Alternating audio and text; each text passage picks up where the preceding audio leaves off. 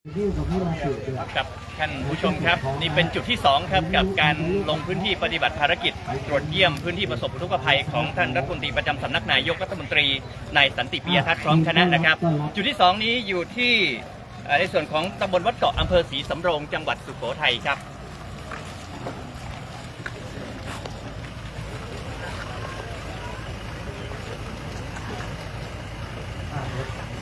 ถ้าเก้าอี้ไม่พอสำหรับหัวหน้าส่วนราชการเติมนะครับเจ้าหน้าที่เราเดี๋ยวเติมเก้าอี้ด้านนี้หัวหน้าส่วนนะเดี๋ยว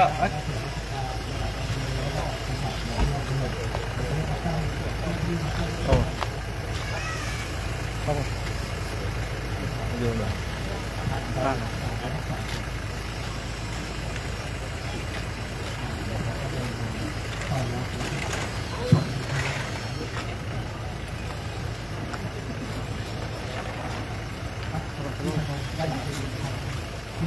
ถ้าเราเป็นคนไทยห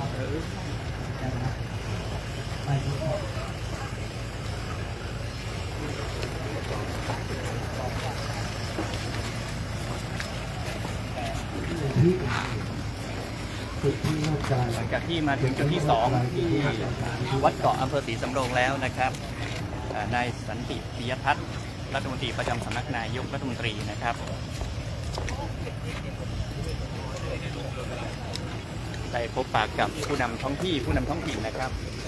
ของอำเภอศรีสำโรงอำเภอศรีสำโรงยินดีต้อนรับท่านสันติปิยทัศน์รัฐมนตรีประจำสำนักนายกรัฐมนตรีครับขอเสียงปรบมือด้วยครับ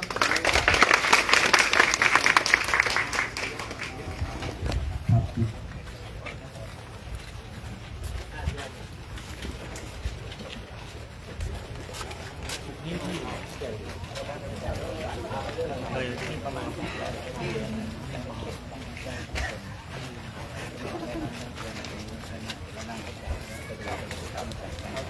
ก็เหมือนคนถ่ายแบบที่หนึ่งถ่ายครับโดยคิดว่าแล้วมันเป็นกำแพงคอนกรีตที่ทางการเราสร้างไว้แล้วก็เกาะเป็นกำแพงล้ม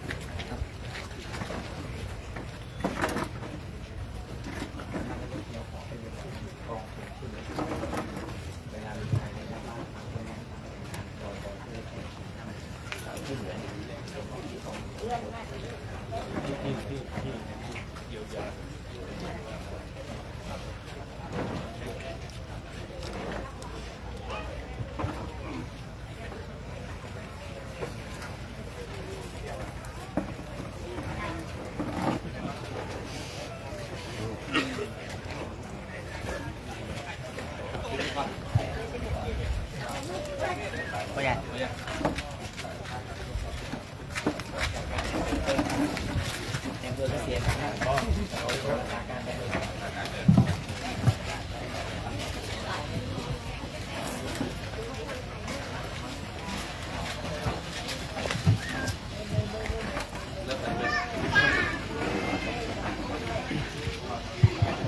ครับในลำดับนี้นะครับก็ยินดีต้อนรับนะครับท่านสันติปิยทัศน์รัฐมนตรีประจำสำนักนายกรัฐมนตรีนะครับท่านนพฤศรีโสสนผู้ว่าราชการจังหวัดสุโขทัยนะครับท่านสมเจต นิรพันธ์อดีตที่ปรึกษารัฐมนตรีกระทรวงมหาดไทยนะครับในลำดับนี้กำหนดการนะครับในเบื้องต้นก็จะมีการมอบถุงยังชีพณจุดนี้จำนวน30 ถุงแก่ผู้ประสบภัยนะครับและหลังจากนั้นก็จะลงพื้นที่นะครับโดยรถของปภ.ไปชมพื้นที่ที่ประสบภัยนะโดยตลิ่งพังนะครับและก็จะไปมอบถุงยังชีพที่บ้านเรือนของประชาชนจำนวน20 หลังครับในโอกาสนี้ขอกราบเรียนเชิญท่านสุทธิเลิศใจนะครับผู้ใหญ่บ้านหมู่ที่5ตำบลวัดเกาะได้กล่าวรายงานเหตุอุทกภัยที่เกิดขึ้นขอกราบเรียนเชิญครับ กับเรียนท่านสันติปิยทัศน์รัฐมนตรีประจำสำนักนายกรัฐมนตรีและคณะในนามกระผมนายสุทธิเลิศไกรผู้ใหญ่บ้านหมู่ที่ 5อำเภอศรีสำโรงจังหวัดสุโขทัยในนามของชาวอำเภอศรีสำโรงยินดีต้อนรับท่านที่ได้กรุณามาให้กำลังใจผู้ประสบภัยในพื้นที่อำเภอศรีสำโรงเมื่อวันที่ 3 ตุลาคมเวลาประมาณ 1 นาฬิกามวลน้ำได้ลอดผนังกั้นน้ำใต้กำแพงนะครับลอดผนังกั้นน้ำทำให้พื้นถนนระเบิดนะครับเป็นแผลกว้างใหญ่นะครับเป็นแผลกว้างใหญ่และทำให้น้ำไหลบ่าเข้าบริเวณในพื้นที่ของหมู่ที่ 5นะครับเป็นจำนวนมากณที่บริเวณคอสะพานพัฒนาภาคเหนือ 6นะครับและเวลาประมาณ 7:30 นาทีได้เกิดเหตุผนังกั้นน้ำซึ่งเป็นกำแพงปูนนะครับได้พังลงนะครับพังลงประมาณ30 เมตรและส่วนอีกประมาณร้อยกว่าเมตรเอ็นตอนนี้รอเวลาถล่มอย่างเดียวครับจึงทำให้น้ำไหลบ่าท่วมพื้นที่ทั้งหมดของหมู่ที่ 5และพื้นที่ของหมู่ที่ 2ตำบลบ้านนาและตอนนี้น้ำได้ไหลบ่าไปยังหลายพื้นที่ในหมู่ใกล้เคียงและตำบลใกล้เคียงนะครับซึ่งปัจจุบันนี้กำแพงไม่สามารถที่จะซ่อมได้นะครับและตอนนี้น้ำยังไหลเข้าอยู่ในพื้นที่ตลอดครับในโอกาสนี้ผมขอกราบขอบพระคุณท่านสันติปิยทัศน์นะครับรัฐมนตรีประจำสำนักนายกรัฐมนตรีที่ได้กรุณามาในพื้นที่จึงขอกราบเรียนเชิญท่านและคณะได้พบกับประชาชนและผู้ประสบภัยต่อไปครับขอเรียนเชิญครับ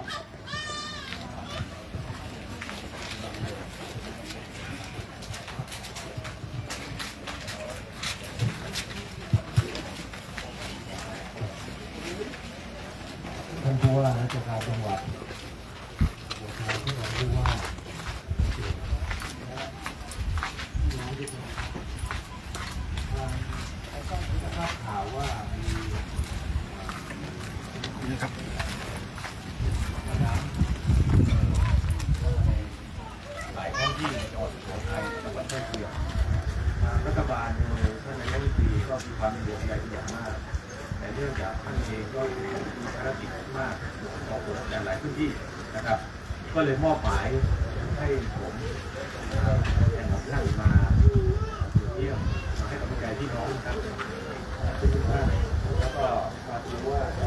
การช่วยเหลือเยียวยาอย่างไรเพื่อให้การสู้นะครับโดยให้ประสานทางผู้ว่าการจังหวัดนะครับวันนี้ได้มาดูจุดแรกผ่านไปแล้วเข้าใจผมว่ามวลน้ำเยอะแล้วก็ทำให้พนังกั้นน้ำหรือถนนที่ถึงเทียบกับแม่น้ำเนี่ยไม่สามารถที่จะกันน้ำได้ต่อไปนะครับด้วยความที่ว่าอาจจะเรื่องของ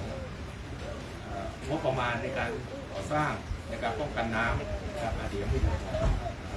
ซึ่งปัญหานี้ผมจะรับไว้เพื่อจะไปศึกษานะครับเพื่อจะหาแนวทางแก้ไขต่อไปนะครับทางรัฐบาลไม่ได้นิ่งนอนใจนะครับเรื่องนี้เพราะเป็นท่านนายกก็เป็นห่วงมากนะครับก็ขอท่านนายกฝากความห่วงใยยังพี่น้องทุกคนนะครับก็เดี๋ยวทางรัฐบาลจะหาทางช่วยเหลือให้เร็วที่สุดนะครับหรือจะประสานให้ทางผู้ว่าทางเพื่อจัดสรรในเรื่องของงบประมาณหรือว่าจัดการแก้ไขเยียวยาในการเร่งด่วนก่อนนะครับขอให้ทุกคนก็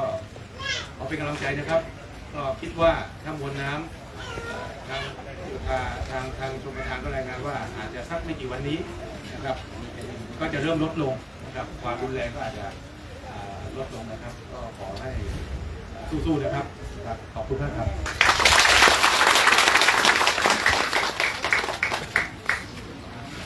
ครับ ท่านสันติปิยทัศน์นะครับท่านรัฐมนตรีประจำสำนักนายกรัฐมนตรีนะครับท่านนพฤทธิ์ สิริโกศลนะครับท่านผู้ว่าราชการจังหวัดสุโขทัยท่านแพทย์ใหญ่ท่านผู้ว่าจังหวัดท่านปลัดจังหวัดนะครับท่านนายกองค์การบริหารส่วนตำบลวัดเกาะนะครับท่านผู้ใหญ่บ้านท่านคณะผู้บริหารท่านผู้ช่วยสารวัตรแพทย์นะครับสมาชิกอบตนะครับพี่น้องชาวหมู่ที่ 5 บ้านวัดเกาะที่เคารพรักทุกท่านนะครับเมื่อวานนี้ท่านนายกได้ทราบข่าวจากทางสื่อต่างๆได้ว่าจังหวัดสุโขทัยบ้านเราเองนะครับได้ประสบปัญหาในเรื่องทุกภัยน้ำท่วมพอดีท่านมีภารกิจได้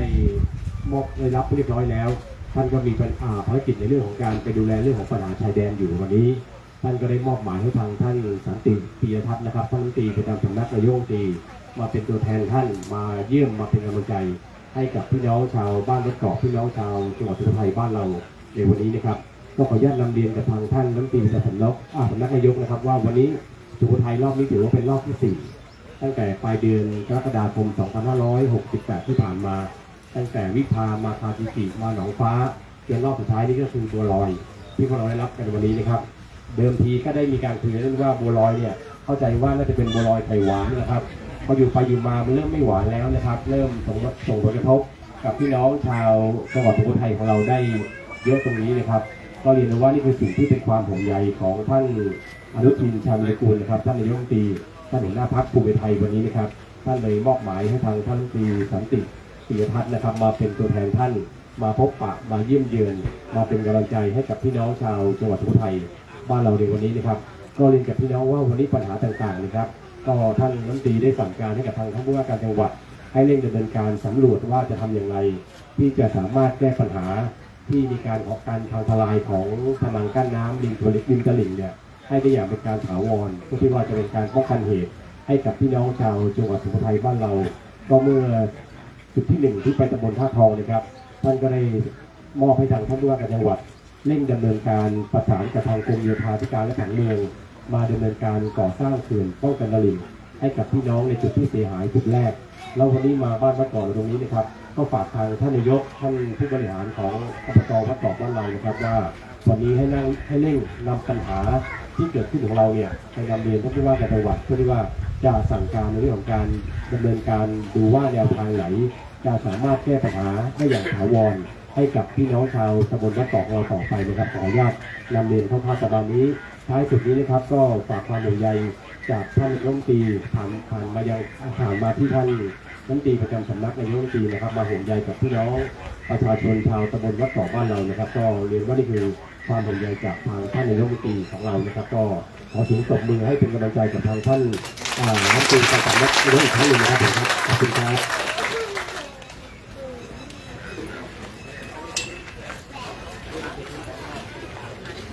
ลำดับต่อไปนะครับเป็นการมอบถุงยังชีพนะครับสำหรับ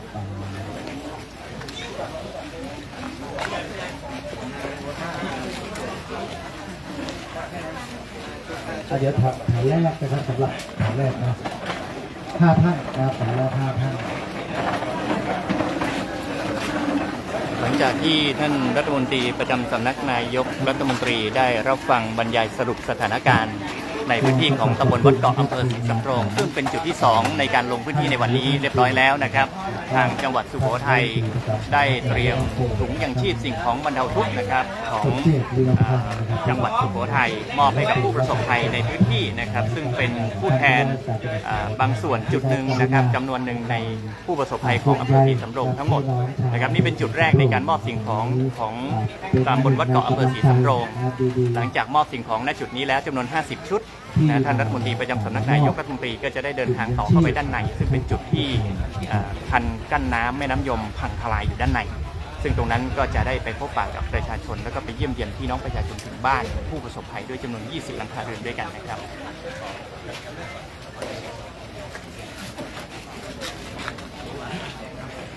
โดยท่านผู้ว่าราชการจังหวัดสุโขทัยนะครับท่านนพฤทธิ์ สิริโกศลนะครับ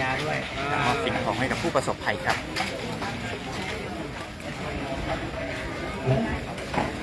อำเภอศรีสำโรงนะครับได้รับความกรุณาจากจังหวัดนะครับจัดตั้ง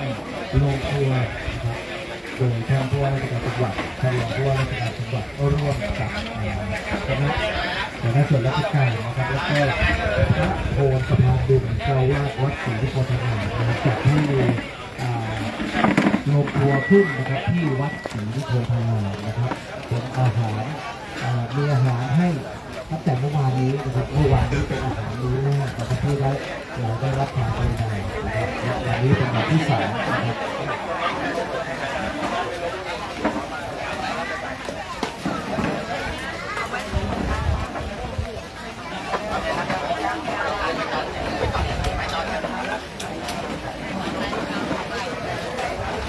วันนี้เราได้รับความกรุณาถุงนะครับจากคณะรัฐบาลนะครับเป็นถุงสีน้ำเงินแล้วก็เป็นยานะครับยาเวชภัณฑ์ต่างๆนะครับจากคุณหมอนะครับจากคุณหมอของอำเภอเมืองนะครับเป็นยานะครับเป็นยาสามัญจากการตั้ง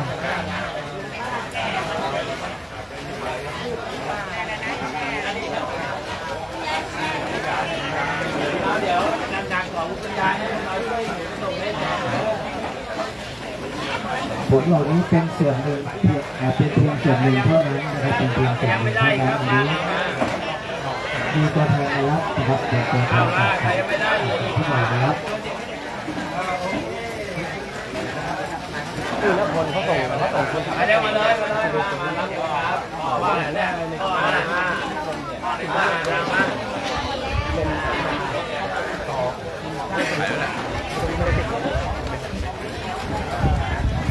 ครับในการต่อไปเดี๋ยวเราจะไปชมเราจะไปชมทีมถ่ายทอดนะครับไลฟ์สดของสำนักงานประชาสัมพันธ์ที่ 4 โดยประชาสัมพันธ์จังหวัดสุโขทัยสวท.สุโขทัยเดี๋ยวเราจะพาทุกท่านนะครับไปชมบรรยากาศของการลงพื้นที่จากจุดที่ประสบภัยของตำบลวัดเกาะอำเภอศรีสำโรงนะครับอีกจุดหนึ่งครับเราจะขึ้นรถไปด้วยกันครับเรียนเชิญท่านผู้ที่จะไปชมจุดที่กำแพงพังนะครับบริเวณรถเยอะ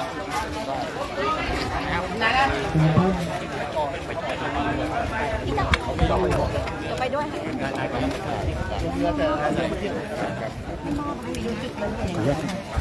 ไหนใส่เสื้อไม่ต้องใส่นะไม่ขึ้นเรือไม่ขึ้นเรือใส่ก็ได้ตั้งไปก่อนขออนุญาตนะครับเขาไปใส่ข้างบนกันนะครับใส่เสื้อชูชีพไหมครับขออนุญาตครับเสื้อชูชีพทีมข่าว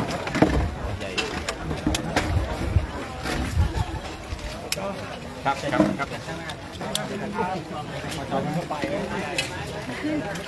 ยิ้มสิอย่างเดียวพี่ต่อไปไหมไปขึ้นไปก่อนไปอ๋อให้พอจอจะนั่งหน้าหรือว่าข้างหลังพี่แบบ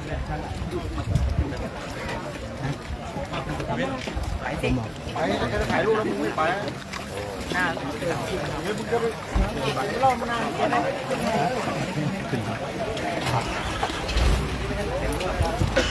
เต็มไหมเราต้องไปด้วยใจกันนายกไปด้วยได้ทำงานนั้น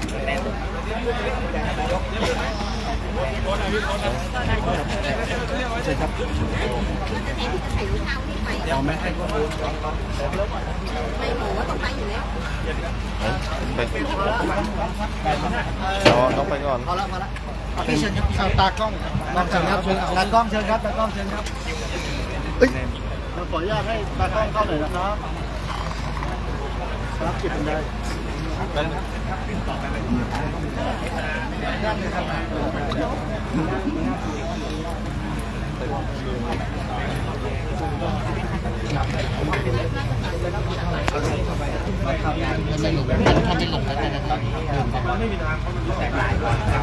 คือมันทองน้ำเริ่มดีแต่ว่ามีตอนนี้ให้ชาวบ้านเขารออยู่ด้านหน้าแล้วของก็ต้องใช้เขื่อนใช้เสาเรื่องคุณตอนนี้เรือให้มารับตรงจุดนั้นตรงศาลา คัญนะตรงที่นายลงท่านน่ารัก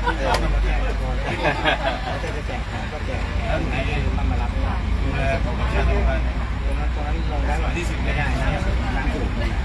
แต่ว่าตอนนี้บางส่วนไปรอทำงานผมรู้จักท่านประชาสัมพันธ์ไว้แต่ยังสาวอยู่ตอนนี้ยังสาวอยู่นี่ยังสาวอยู่ไม่ต้องงงนะเพราะคนอยู่ตอนนี้ยังสาวอยู่ได้ครับเพราะว่าเมื่อเช้าสำรวจเรื่องกจแล้วเอารถเข้าไปแล้วครับรถอันนี้เข้าไปแล้วครับแล้วตอนแจ้งก็ดูแลพื้นที่ตอนนี้ของเราตรงศาลาไม่มีน้ำไม่ท่วมครับตรงนี้เป็นครั้งที่แล้วผมขับรถตรงนั้นเลยครับอันนี้ผมไม่เคยมาเลยเป็นครั้งแรกในชีวิตเล็กบ้านที่มาตรงนี้ผมจะลองดูเพราะว่าเมื่อเช้าก่อนที่จะเข้าขับรถจะผ่านดูเลยจอดแล้วก็มีแผนนะครับเสร็จแล้วก็เลี้ยวซ้ายครับแล้วก็บอลมาครับแล้วก็ใส่เขาถามว่าแกอยู่หน้าเลยครับดีดีห้องแล้วก็ไ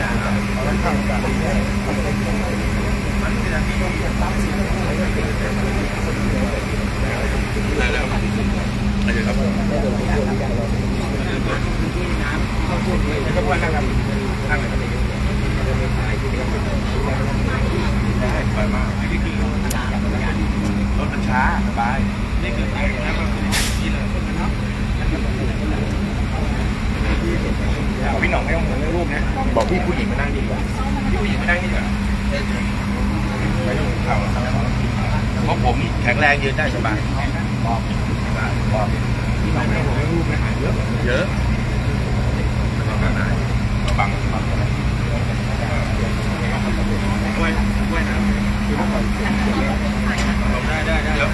เลื่อนที่นี่นายได้ไหมก๊อฟมันฟิตเลื่อนให้นายเลยไหมเลื่อนหรอไม่ดีเลื่อนไม่ได้ให้ปอเขาทำไม่ได้ว่ะเลื่อนไม่ได้เย็บเลยดียังไงที่มันใส่ง่ายไหมเลื่อนได้ไหมเลื่อนให้มันไกลขึ้นยาวขึ้นได้ไหมได้ไหมสุดแล้ว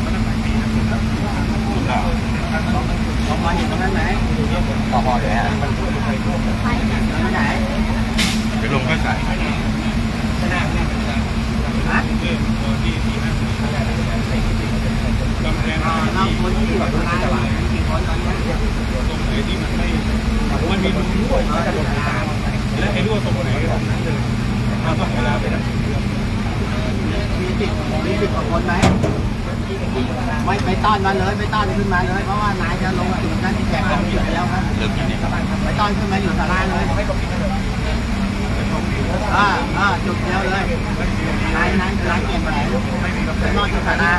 เอาคนขึ้นมาเลยแล้วก็โทรหาบอยนั่งสายเอา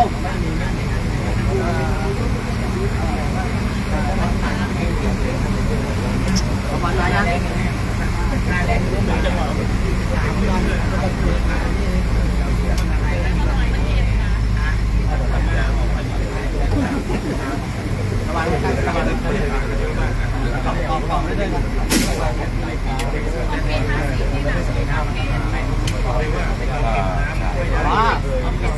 พออยู่ตรงไหนเนี่ย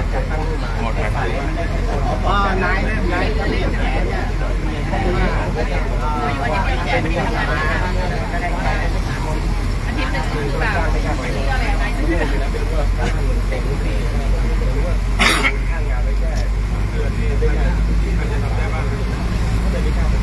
ไม่เอาที่ขึ้นเนี่ย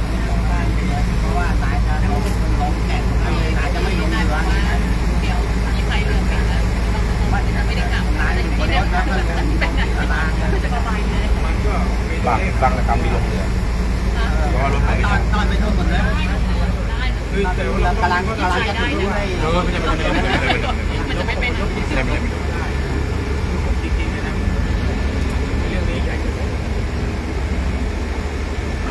ท่านเป็นฝ่ายปกครองนะถ้ามีโอกาสยาวนานก็มีบางปีให้บางปี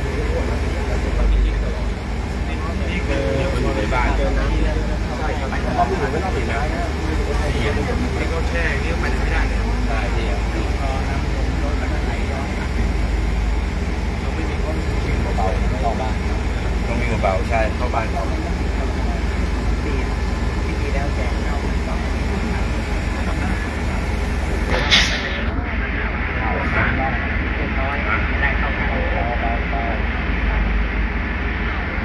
มันแยกไม่ได้ช่วงขนาดไหนเข่าเข่า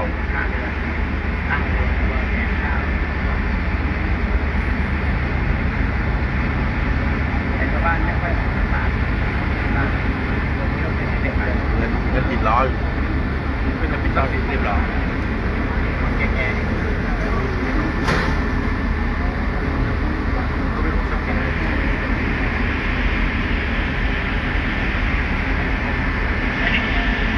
ไม่แตกมาหลายปีครับไม่มีปัญหา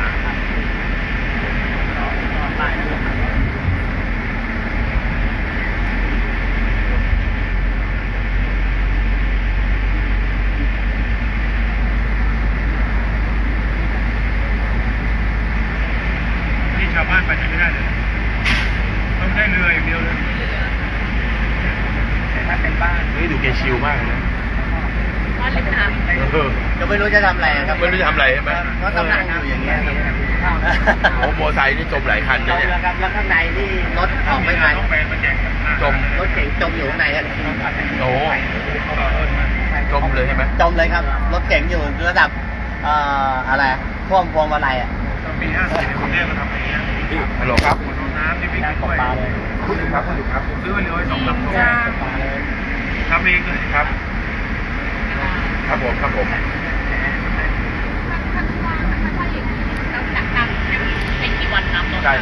ใช่ครับเดี๋ยวพอทานข้าวที่กรมไกลลาดเสร็จก็จะออกน้ำมุ่งหน้าที่โรงพยาบาลกลับเลยครับแต่ว่าประมาณน่าจะออกที่ประมาณเที่ยงกว่าๆครับเดี๋ยวจะออกแล้วผมโทรหาแต่ว่าชาวบ้านที่เป็นกรมไกลลาดครับยังตอนนี้ยังตรวจไม่เสร็จเลยครับตอนนี้อยู่สุโขทัยอยู่ยังอยู่ในรถของปภเลยครับรถใหญ่ครับเดี๋ยวอันนี้เริ่มสูงน้ำมันลงท่านนั่นเอง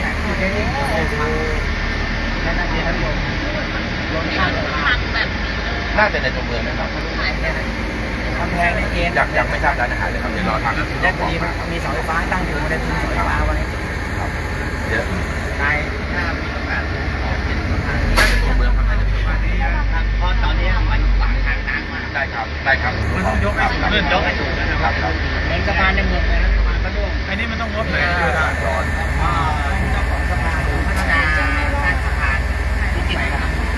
ทางหลวง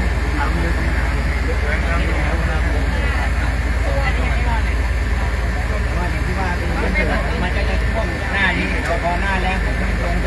น้ำแห้งเลยใช้งบเยอะไหมเนี่ยเราต้องยกไปมันมีแบบของทางหลวงนะใช่ไหมมันยกไปนิดหน่อยพอไปถึงสูงพอสะพานในเมืองไปเขาจะยกสะพานนี้ไม่สวยต้องบอกการแบ่งครับผมครับถ้ามันขวางทางน้ำเนี่ยสะพานก็ไปด้วยนะครับ แล้วสะพานมันต้อง60 ปีแล้วใช่ครับสะพานก็ร่วงกับที่มันจะต้องครับอันนี้พิษณุโลกใช่ไหมครับสุโขทัยเตรียมเลยครับก็เอาไปที่ตรงร้านอาหารตรงกรมไกลลาดนะครับได้ครับเตรียมไปเลยครับแล้วเดี๋ยวเอาไปครับ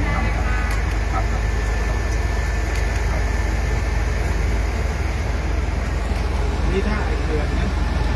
อันนั้นไม่แตกไม่เป็นไรครับก็นิดหน่อยครับแต่ไม่ใช่แบบไม่เยอะไม่ล้นไม่หนักมากตัดไฟบางช่วงนะคือได้ยินปกติได้ครับตัดไฟบางเนี่ยตรงนี้ไม่ได้แตกตรงไหนนิดเดียวก็ไปแล้ว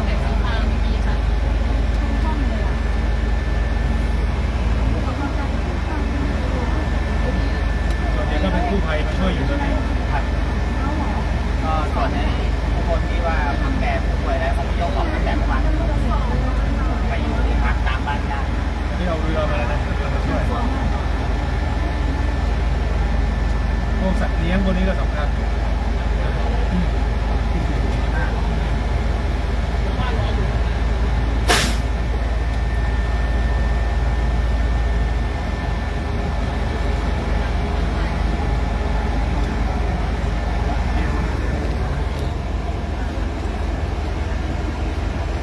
ตรงนี้กำแพงยังดีอยู่ อันนี้กำแพงโยธาทำตัวอย่างไว้ที่สุโขทัย กำแพงเท่าไหร่ แล้วก็ต้องทำต่อน้ำแข็งแรง บางช่วงก็มีรอดตาย ครับก็ไม่มี รอดตายก็เรียบร้อย ตายครับ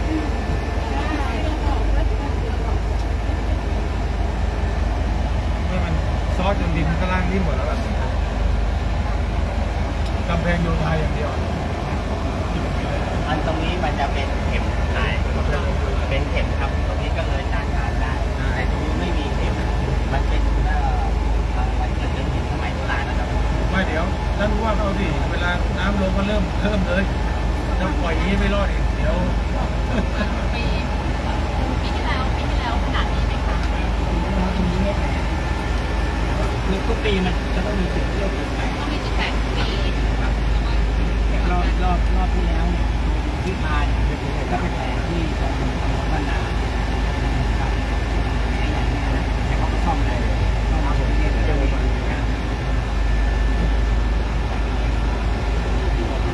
บ้านนี้เขาก็รู้นะ อันนี้เขาผมดีน้ำนะครับผมดีน้ำ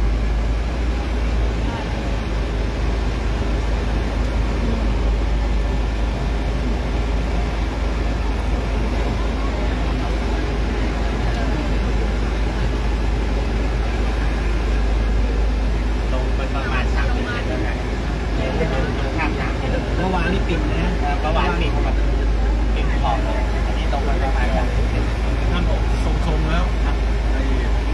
หน้าจวนผมไม่เลย10 เซนเองอายุประมาณ หน้าโจรท่วมไหมตอนนี้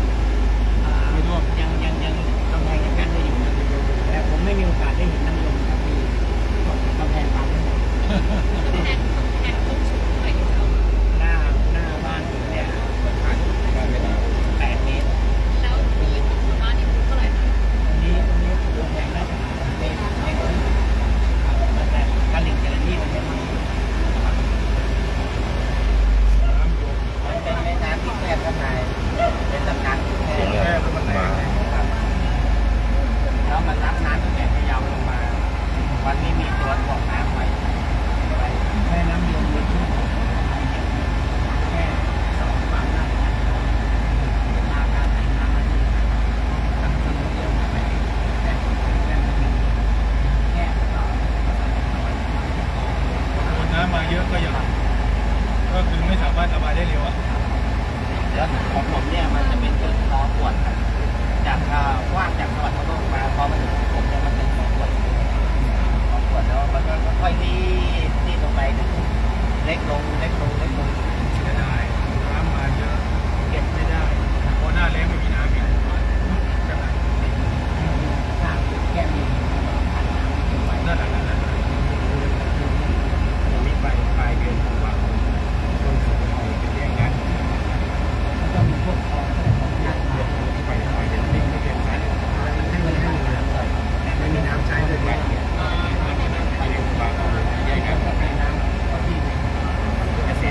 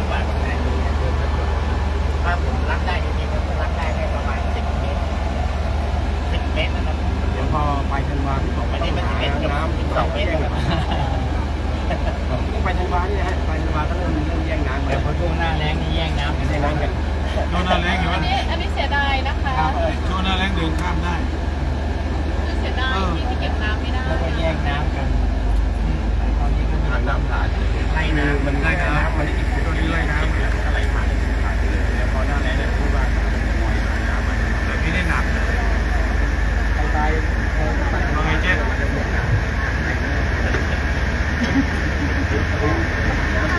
พอหน้าแล้งแล้วต้องแบบจะพึ่งดูตรงนี้พึ่งดูในหัวมันดูเป็นหมดเลยเขาก็เราแก้อยู่แล้วแบบนี้ของโลกเลยหาได้เลยเดี๋ยวนี้มันตกโลกถามเราบัตรจะได้เรา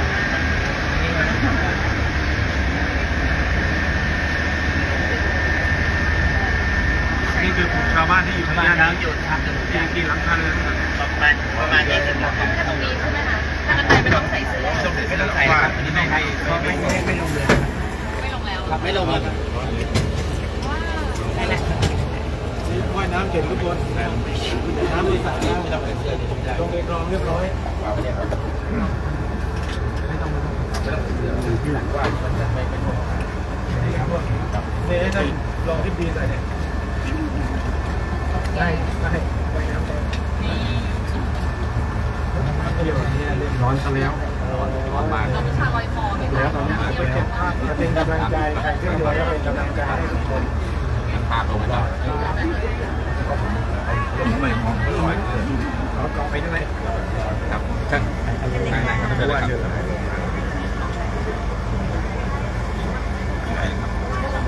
รู้ไหม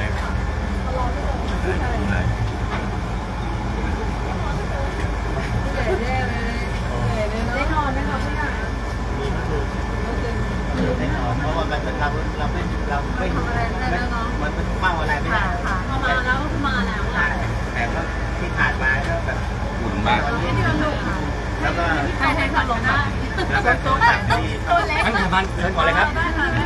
กำลังสาวแล้วสองขมต้องคุยด้วยครับสาวเลยครับไม่ลงอ่ะ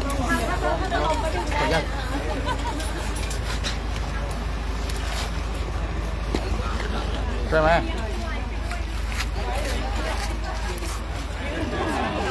ไม่ต้องไปเที่ยวทะเลเลย มีคนเขาอยากได้บ้านริมน้ำกันเยอะ ขายต่อไหมขายต่อไหม ไม่ซื้อไม่สิซื้อก่อนนะเดี๋ยวขายต้องไปหาที่อยู่ให้ใหม่ด้วยมีบ้านริมน้ำจะมีหลังนึง ทุกปีท่วมไหม แต่มันจะล้นบ้าง แต่ไม่เยอะ แต่ไม่เยอะ อาจจะล้นบ้างนิดหน่อย แต่กำแพงนี่ไม่เคยพัง ยังไม่เคยผ่าน ดีไงได้กำแพงใหม่ จะได้เมื่อไหร่นะนานได้เลยมา นี่ครับนี่ครับนี่ครับ คิดว่าอีกไม่กี่วันครับ แล้วออกไปเลยแล้วออกไปเลย สู้ๆครับ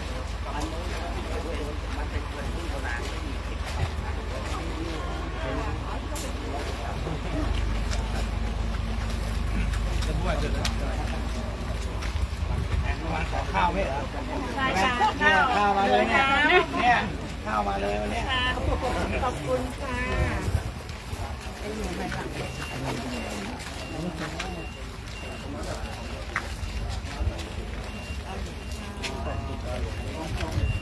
ว่าขอก็ปักนะ นอกบ้านไปว่าก่อน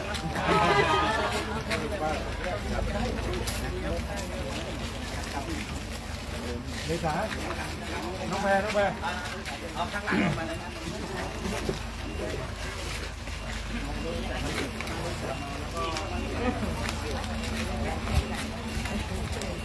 ดับหลังดับหลัง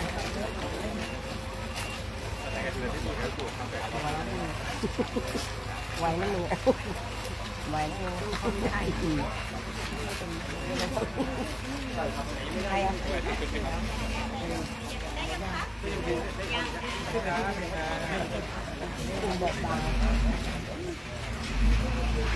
ทุกคนเนาะทุกคนเนาะมาดูได้ยังเพราะว่า จำไหมน่ะ ไม่เป็นไรเยอะ อ๋อตรงนี้ครับโอเค ท่านเดียวครับคนเดียวคนไหนคนไหนครับ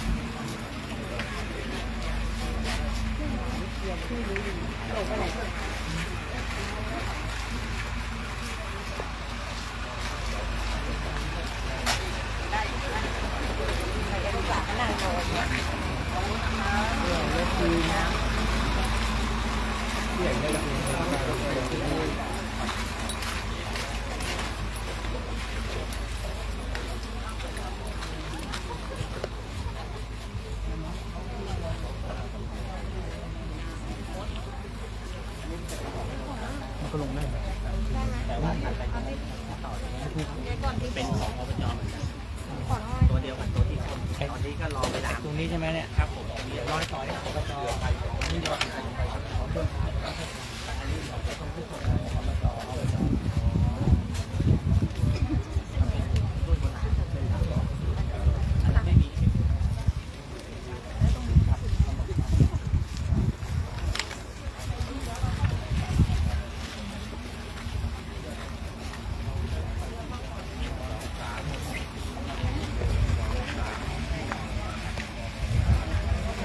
ก็ลงไปเยอะน้ำลงมันลงไปเยอะ พี่โจ๊กเข้าไปก่อนนะ ไม่เป็นไร จะได้ไปยืนข้างในก่อน จะเป็นลม สบายเลยนะ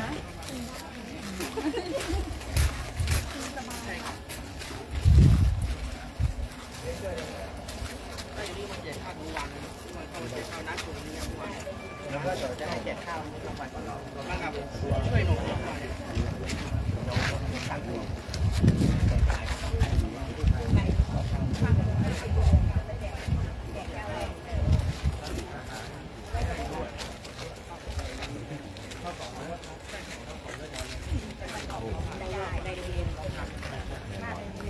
ข้าวกล่องเป็นของจังหวัดนี่แหละที่แจกเมื่อวานนี้ อ๋อเหรอ ที่ให้เอามาแจกกันนะแล้วก็คือทำที่วัดศรีจังหวัดเอามารวบรวมที่วัดศรีแล้วก็ให้ทีมงานไล่แจกกันเมื่อวานได้2 รอบนะ ก็ลงอีกน่าจะไม่กี่วันเดี๋ยวเช้าลงแล้วครับขอบคุณมากครับนะเป็นกำลังใจให้นะเป็นกำลังใจทุกคนครับเป็นกำลังใจทุกคนครับสวัสดีครับสวัสดีครับสวัสดีครับครับสวัสดีครับ